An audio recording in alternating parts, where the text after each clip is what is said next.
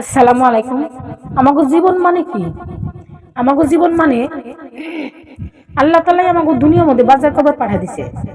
যেমন আমরা গার্জেনরে বাজার করবার পাঠায় দেই, বাজারে যায়, যাওয়ার পর আমাগো বস্তুগুলো আনবার দেই, তারা সবটি বস্তুই আনে বা কতগুলো আনেও না, বা আনার মধ্যেও যদি খারাপ কিছু আনে বা কিছু যদি না আনে, আমরা তার সঙ্গে কি ব্যবহার করি, যে বস্তুটা আনবার দিচ্ছে মানলা না, আর এত খারাপ আনছো, পছন্দ হয় নাই।